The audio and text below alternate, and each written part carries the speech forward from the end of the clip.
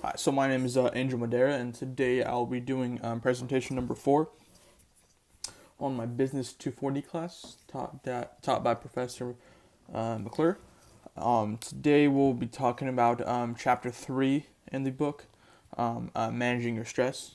Basically, kind of going over some ways how to kind of realize it and manage it, and then I take control of your stress, and also some tips and some personal experiences I've used to overcome some of my stressful moments so far in my life. So yeah, I'll jump right into number 1. I always like my presentation, I like to define it, or whatever the Webster's dictionary defines stress as constraining force or influence. Then it goes on to provide other examples on that definition. There's a couple other definitions, but I feel like that's the main one that was kind of related to more of workplace or personal stress. So number 1, I'm going to be going over of the 3 topics is going to be realizing what's stressing you out. I think it's really important to kind of pinpoint what exact things are that are stressing you out every day, whether it's your job, whether it's your crappy car, or your chair, or kind of find the root of the problem. I feel like a lot of times that even in the workplace or personal experiences, I've been stressed out about something, and instead of realizing what I'm stressed out about, I'll get stressed out about other things that don't necessarily stress me out as much. Um, Maybe like realizing there's no eggs in the fridge or something. Um, you know, instead of kind of eliminating that issue, or making sure that I'm weekly grocery shopping, I'll kind of just get stressed about that one specific thing when it's in reality it's a really bigger issue. It was an issue about with a coworker or something, or something that happened the day prior that you're kind of still thinking about, but you don't really think about it when you get stressed out. So I know it's kind of hard to kind of follow, but I've had plenty of experiences where I've taken stress out of my little brothers and my parents, or stuff I did I'm not proud of, like throwing things, or I'm pretty bad about stress. Kind of 0 to 100 on it. But yeah. So the second most important thing is going to be definitely keeping a positive attitude for managing your stress. I think this is really important because a lot of us like to think negatively. Even for myself, whether it's when I used to play soccer or my job or working on my car, you really want to think negative on yourself. Say for example, like I was doing my oil change, or doing something, I can't remember what it was last year, but I ended up stripping a bolt out, and I got so stressed out about it. And I had to buy a tap and die kit, and I had to drill it out, and my stepdad had to come help me. But in the end, on the repair I was doing, I saved so much more money than if I were to take it to the dealership or a shop. You got to think positively about it. Like, oh, I saved $500, although it took me all day. You still save money. You got to be really grateful for what you have. Um, be appreciative. I think some people might get stressed out, like, oh, I don't my Netflix password isn't working, and blah blah blah, this, when people in third world countries don't have access to water.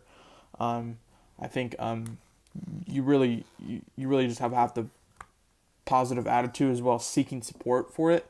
We can't always be, I feel like people that are stressed out in today's world kind of are confined. They get on their phone, and they're hunched over, and they're kind of in this little bubble. It's really hard for them to seek support out. Even in today's social media, you can always seek support out in your counselors or professors, or I think seeking support is also something very important that we need to start doing into managing our stress lives. So the third and final thing I'd be kind of topic, or ways to manage stress, is going to be making a plan, I would say. So making a plan is really important. Having short-term and long-term goals, I think, is one of the most important things that we can do in our lives, is also, as well as managing stress. We need to, number one, obviously figure out what's stressing you out. Number two, have a positive attitude and actually seeking help, and then actually making a physical plan. Whether it's on a whiteboard or whether it's in your phone, of how you can overcome this stress. Again, very very broad. Stress is very very broad. It could be a range of things of your weight, or personal stress, work stress, um, etc. I think I also need to be staying accountable with our either friends or family, and to setting these certain goals. Whether it's the goal of losing weight, or the goal of getting a new job, or a goal of getting a new house or something.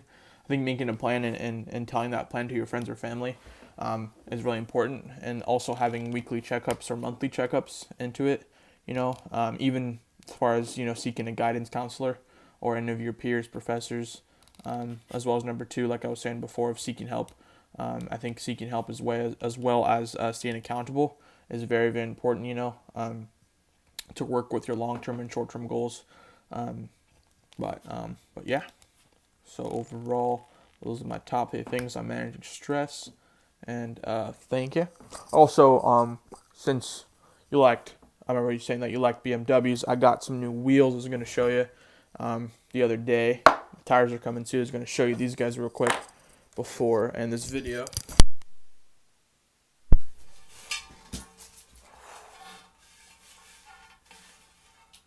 Oh.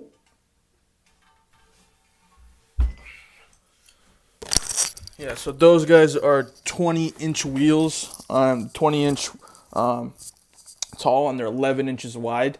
So my current wheels are 18 inches wide. 18 inches long, and then 8 inches wide. So the fitment is not very on there, but these are going to be 11 inches. So they're going to kind of stick out past the fender.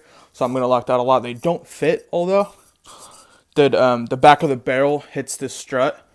So I'm going to need to figure out how I'm going to do that. But I'm pretty excited to get these on the car. I'm going to have to get a wheel spacer to push it out even more.